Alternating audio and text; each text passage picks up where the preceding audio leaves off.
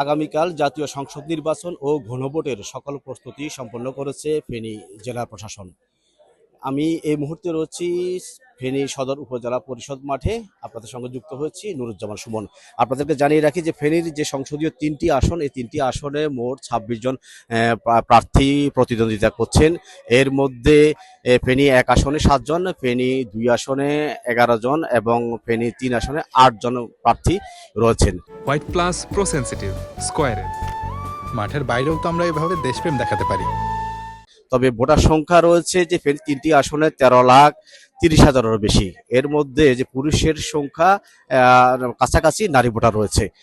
আপনাদের একটু জানিয়ে রাখি যে ফেনীর যে ৩টি সংসদীয় যে আসন রয়েছে, সেই আসনের সকল সরঞ্জাম কিন্তু আজ সকাল ১০টা থেকে দেওয়ার প্রস্তুতি শুরু হয়েছে। তবে এখানকার কর্মকর্তা জানিয়েছেন যে দুপুর ১২টার মধ্যে তারা এই ৩টি আসনের যে ভোট কেন্দ্র রয়েছে, ৪২৮টি ভোট কেন্দ্র, সকল ভোট কেন্দ্রে তারা সরঞ্জাম পাঠাবেন। এর মধ্যে যে ভোট গ্রহণ যে কর্মকর্তা এবং আইন শৃঙ্খলা বাহিনীর সদস্যরা এখানে উপস্থিত হয়েছেন।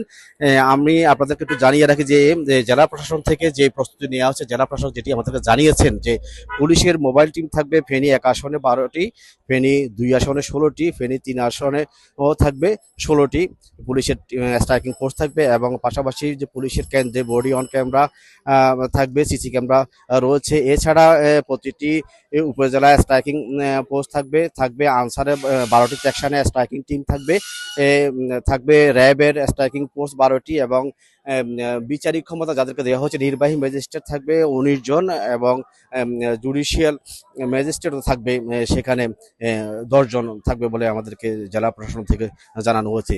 তবে এই যে এবারের যে ভোট কেন্দ্র রয়েছে ৪২৮টি, সেখানে এই ৪২৮টি ভোট কেন্দ্রের মধ্যে ফেনী ১ আসনে ১৮টি, ফেনী ২ আসনে ১৬টি এবং ফেনী ৩ আসনে ১৯টি ভোট কেন্দ্র ঝুঁকিপূর্ণ রয়েছে।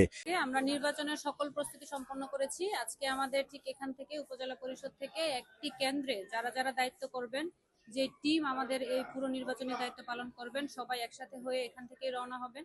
প্রিজাইডিং অফিসাররা তাদের নির্বাচনী মালামাল গ্রহণ করবেন, তাদের যেই গাড়ির ড্রাইভার সাথে থাকবে, তাদের যে আনসার বাহিনী থাকবে, পুলিশ সদস্য যারা থাকবে, সকলেই এখান থেকে একত্রিত হয়ে তারা তাদের কেন্দ্রের উদ্দেশ্যে এখান থেকে মুভ করবে। এগুলো আমাদের ঝুঁকিপূর্ণ কেন্দ্র রয়েছে। আমাদের আইন শৃঙ্খলা রক্ষাকারী বাহিনীর সকলের সাথে আমরা পরামর্শ ক্রমে আমরা সেগুলোতে এক্সট্রা নজরদারি রাখবো। আমাদের সে সম্পর্কিত প্রস্তুতি সম্পন্ন হয়েছে। আগামীকালকে যে ভোট গ্রহণ হবে, সেই ভোট গ্রহণ যাতে অবাধ এবং সুষ্ঠু এবং নিরপেক্ষ হয়, সেই জন্য জেলা প্রশাসক মনির হক আমাদেরকে জানিয়েছে তারা সকল প্রস্তুতি তারা শেষ করেছেন। এ ছিল আমার কাছে ফেনী সদর উপজেলা থেকে সর্বশেষ তথ্য।